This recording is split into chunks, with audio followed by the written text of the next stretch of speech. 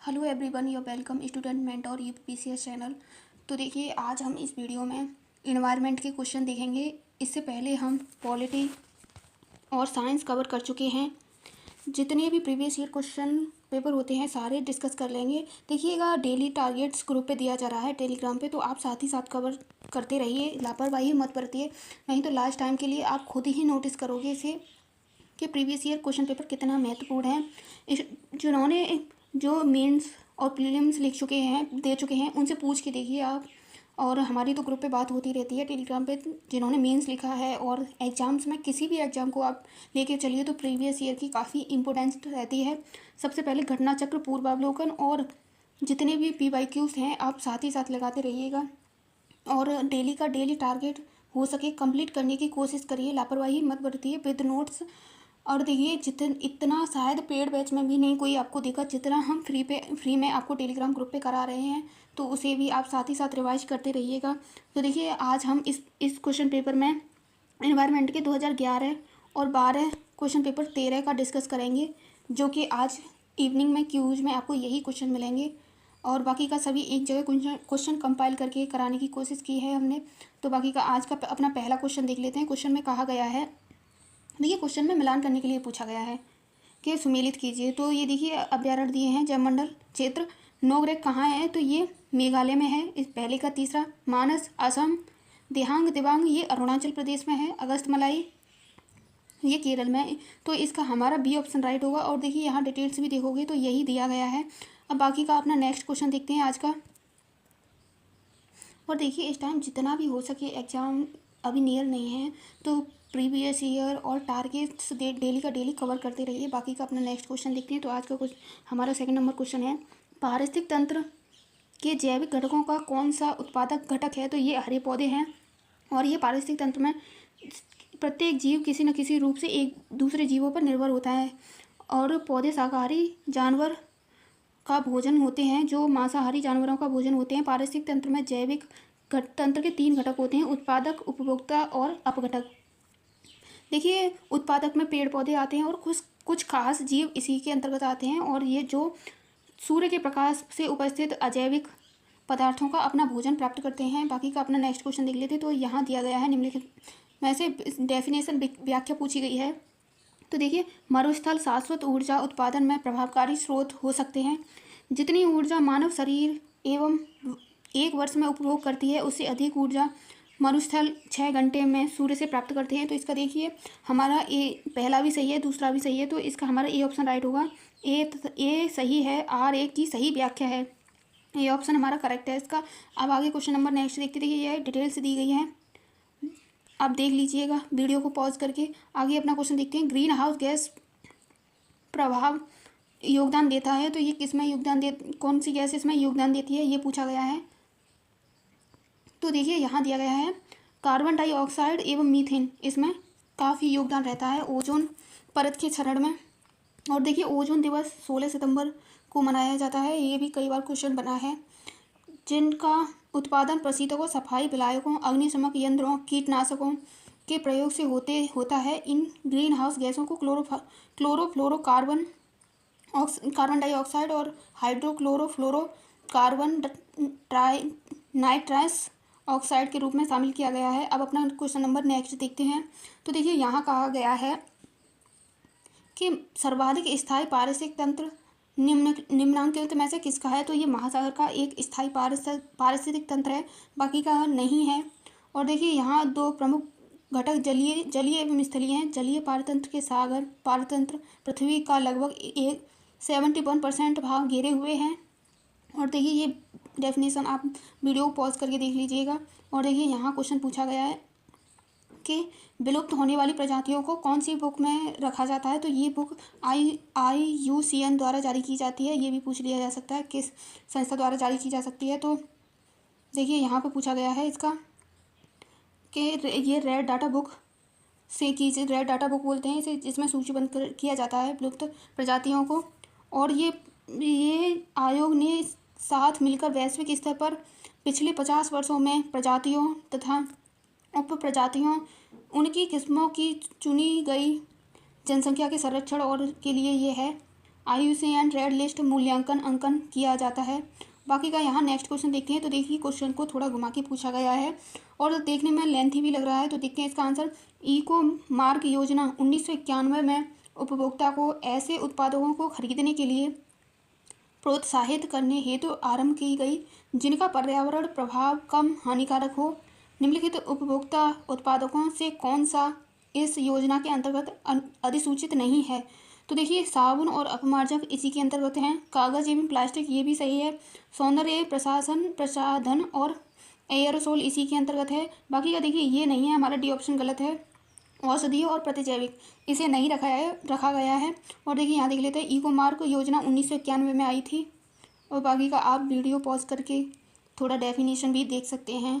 तो आगे अपने क्वेश्चन देखते हैं। देखिए इन्वायरमेंट में कुछ क्वेश्चन करंट से रिलेटेड होते हैं। यूरो मानकों को पूरा करने के लिए अति अल्प सल्फर डीजल में सल्फर की मात्रा कितनी होती है। तो ये 0.05% या इससे कम होती है इसमें। और देखिए बाकी का आगे का क्वेश्चन अपना देख लेते हैं। 53 इसमें कहा गया है जलवायु परिवर्तन का कारण है। तो इसका ग्रीन हाउस गैस है, ओजोन परत क्षरण, प्रदूषण, ये उपयुक्त सभी डी ऑप्शन हमारा राइट है इसका। बाकी का अब आगे नेक्स्ट क्वेश्चन देख लेते हैं। ये डेफिनेशन आप देख लीजिएगा।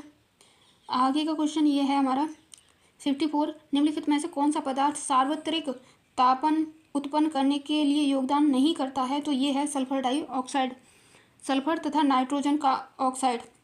इसका हमारा ए ऑप्शन राइट है। और देखिए ये आप देख लीजिए कौन कौन सी गैस इसके लिए प्रमुख कारकों में वैश्विक तापन को बढ़ाने के लिए उत्तरदायी हैं। बाकी का नेक्स्ट क्वेश्चन देखते हैं आज का हमारा। तो देखो यहाँ पूछा गया है कि निम्नलिखित में से कौन सी एजेंडा 21 की सही परिभाषा है। तो इसका हमारा सी ऑप्शन राइट होगा। यह 21वीं सदी में विश्व पर्यावरण संरक्षण हेतु कार्य करने की योजना है और इसे 1992 में शुरू किया गया था। रियो डी जेनेरियो में पृथ्वी शिखर सम्मेलन का आयोजन किया गया था। आधिकारिक नाम इसका पर्यावरण एवं विकास पर संयुक्त राष्ट्र सम्मेलन है। और देखिए ये ग्रह के प्रदूषण विनाश को रोकने के तरीके में मदद मांगी जाती है। और आगे क्वेश्चन नंबर अपना नेक्स्ट देख लेते हैं। तो यहाँ पूछा गया है कि निम्नलिखित में से वायु प्रदूषकों में से कौन रक्त धारा को दुष्प्रभावित करता है। तो ये सभी को पता होगा, नॉर्मल क्वेश्चन है। कार्बन मोनोऑक्साइड की मात्रा प्रदूषक है जो रक्त प्रवाह को प्रभावित करती है। बाकी का आगे का क्वेश्चन देखते हैं। तो यहाँ पूछा गया है कौन सा वायु प्रदूषक का एक जैव सूचक है। तो इसका हमारा बी ऑप्शन राइट होगा। लाइकिन एक जैव सूचक है वायु प्रदूषक का। अब आगे क्वेश्चन नंबर नेक्स्ट देख लेते हैं अपना। तो यहाँ देखिए पूछा गया है अम्ल वर्षा निम्नलिखित वायु प्रदूषण में का कारण होती है। तो ये नाइट्रस ऑक्साइड और सल्फर डाइऑक्साइड, डी ऑप्शन हमारा इसका राइट है। आगे क्वेश्चन नंबर अपना। तो देखिए यहाँ पूछा गया है कि निम्नलिखित में सुमेलित कीजिए। बायोस्फीयर रिजर्व की खोज किसने की थी। तो इसी नाम किसने दिया था। तो एडवर्ड सुयस, ये ऑप्शन हमारा राइट है। और बाकी का इकोसिस्टम, तो इस इकोसिस्टम की खोज सभी को पता होगा। इकोसिस्टम की खोज एजी टेंसले ने की थी। इकोलॉजी इसने रिटर ने दिया था। और जैव विविधता APD कॉन्डोल ने दी थी। और देखिए यहाँ यही दिया है इसका हमारा सुमेलित करना है इसे, ये पूछा है इसमें। तो हमारा ये सुमेलित नहीं है, बाकी के ये तीनों सुमेलित हैं। एक सुमेलित है तो ये सुमेलित है, बाकी के ये तीनों गलत थे। अब आगे नेक्स्ट क्वेश्चन देख लेते हैं। तो देखिए यहाँ कहा गया है कि यूरो उत्सर्जन नियम उत्सर्जन के मानक और ये वाहन से उत्सर्जन के लिए सीमा निर्धारित करने का पैकेज प्रदर्शित करते हैं। निम्नलिखित गैसों में से कौन इसके अंतर्गत आच्छादित होती है। तो ये हमारा इसका डी ऑप्शन राइट है। Carbon monoxide, hydrocarbon, nitrogen oxide, D option इसका राइट है। सभी सही हैं। बाकी का नेक्स्ट क्वेश्चन देखते हैं। तो यहाँ पूछा गया निम्नलिखित में आंध्र क्षेत्रों में किन्हें रामसर का दर्जा दिया गया है। तो ये अभी करंट में अपडेटेड होती रहती हैं, तो आप उसे भी देख लीजिएगा। तो चिल्का झील को भी दिया गया है उड़ीसा की, जो इसे सबसे पहले दिया गया था उड़ीसा की चिल्का झील। और एक राजस्थान की कोई साइट थी, दो को हाँ केवलादेव, इन दोनों को एक साथ दिया गया था। और बाकी का इसके सभी ऑप्शन सही हैं। और देखिए क्वेश्चन पूछा जा सकता है कि वर्तमान में रामसर साइट्स कितनी हैं। तो इनकी संख्या बढ़कर 85 हो गई है 2024 में। बाकी का नेक्स्ट क्वेश्चन देखते हैं अपना। तो देखिए यहाँ साइंस एंड टेक के थे, यहाँ इसमें इतने ही थे। आगे ये क्वेश्चन पेपर 2000 12 का है। तो इन क्वेश्चन को भी देख लेते हैं। नीलगिरी कहाँ है? तो नीलगिरी 1986 में इसकी स्थापना हुई थी। जयमंडल आरक्षण, नंदा देवी 1988, सुंदरवन 1979 और कंचनजंगा 2000 में इनकी स्थापना वर्ष हैं। बाकी का आगे नेक्स्ट क्वेश्चन अपना देख लेते हैं। तो देखिए इसमें ओजोन रिक्ति कारक पूछा गया है, तो ये मोस्ट इम्पोर्टेंट है, तो आप इसे भी देख लीजिए। खैर इम्पोर्टेंट तो सभी है क्योंकि ये प्रीवियस ईयर क्वेश्चन पेपर है। जितना भी हो सके बार बार प्रीवियस ईयर रिवीजन कीजिए। क्लोरोफ्लोरोकार्बन, हेलोन्स, कार्बन डाइऑक्साइड, तो इसका हमारा डी ऑप्शन राइट है, सभी सही है। अब बाकी का आगे नेक्स्ट क्वेश्चन देखते हैं। तो देखिए यहाँ पूछा गया है इको मार्क किससे संबंधित है? तो इको मार्क का संबंध पर्यावरण के प्रति मैत्रीपूर्ण हो, ये इसका सी ऑप्शन इसका हमारा राइट है। इसकी 1991 में प्रारंभ किया गया था इको मार्किंग भारतीय मानक ब्यूरो। और देखिए अपना नेक्स्ट क्वेश्चन देखते हैं। तो ये देखिए जब से करंट से रिलेटेड है। 50 से अधिक देशों द्वारा समर्थित संयुक्त राष्ट्र का मौसम परिवर्तन समझौता कब किया गया था? तो ये 21 मार्च 1994 को किया गया था। बाकी का नेक्स्ट क्वेश्चन देखते हैं। तो ये चिपको आंदोलन से संबंधित है। चिपको आंदोलन मूल किसके विरुद्ध था? तो ये वनों की कटाई को लेकर था। और देखिए इसकी शुरुआत सुंदरलाल बहुगुणा ने 1970 में की थी। बाकी का अपना नेक्स्ट क्वेश्चन देखते हैं। क्वेश्चन नंबर हमारा यहाँ देखिए मिलान करने को पूछा गया है। एक इसमें सुमेलित नहीं है, बाकी के 3 सही हैं। तो देखिए पारिस्थितिक विज्ञान तंत्र ये कहाँ है? तो ये इसका हमारा सही है, बेंगलुरु में है। भारतीय वन्य प्राणी संस्थान ये देहरादून में है।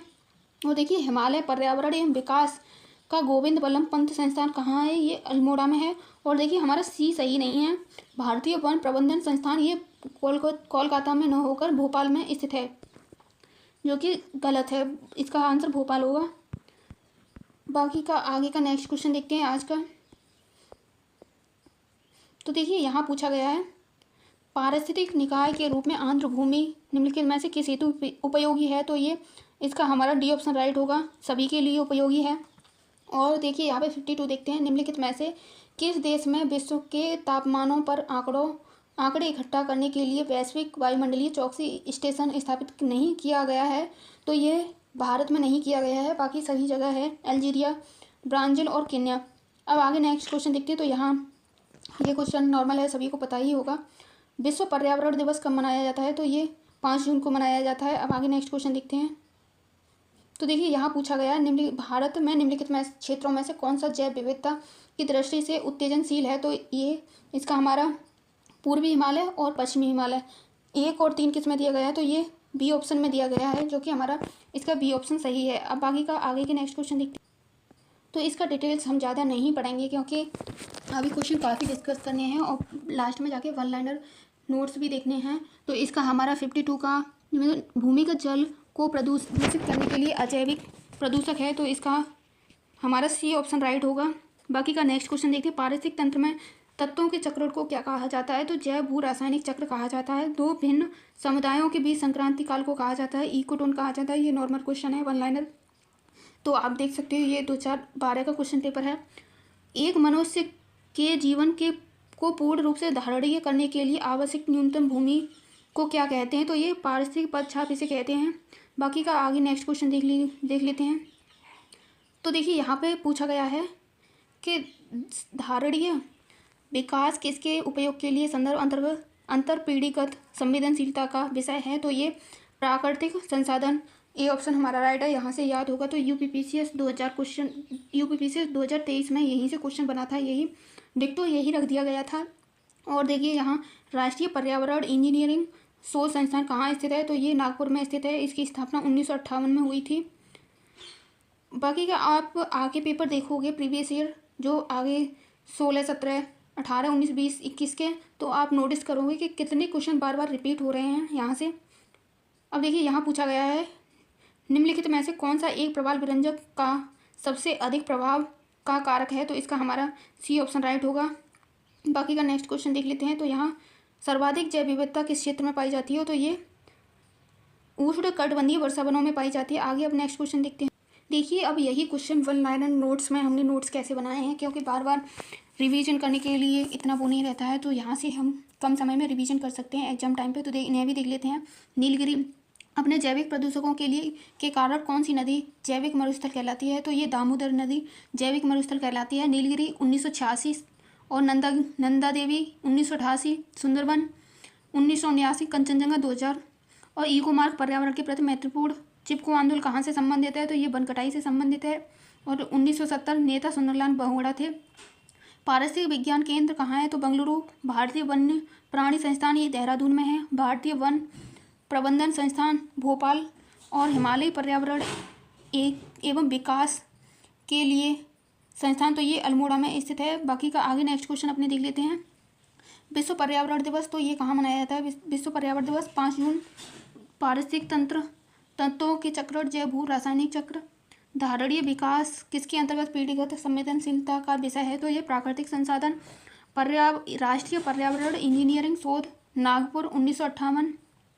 और सर्वाधिक जैव विविधता उष्ण कटिबंधीय वर्षा वनों में पाई जाती है। लाइकेन सूचक वायु प्रदूषण और नौरेक हिमालय मेघालय और मानस असम दियांग दिबांग अरुणाचल प्रदेश जैव विविधता संरक्षण के लिए महत्वपूर्ण है। जैव मंडल रिजर्व। तो देखिए यहाँ हमने यूपीपीसीएस 2011, 12 और 13 के क्वेश्चन देख लिए हैं, जो आपको यही क्वेश्चन इवनिंग टेस्ट में मिलेंगे। तो आप भी साथ ही साथ रिवीजन करते रहिए। बाकी का कोई क्वेरी हो तो आप कमेंट बॉक्स में जाके बता सकते हैं। तो आज के लिए बस इतना ही। Thanks for watching. अगर वीडियो अच्छा लगा हो तो चैनल को सब्सक्राइब कीजिए और टेलीग्राम ग्रुप पे जो नहीं जुड़े हैं जुड़ सकते हैं। वहाँ पे काफ़ी अच्छे से प्रिपरेशन हम सब की चल रही है। तो बस thanks for watching this video.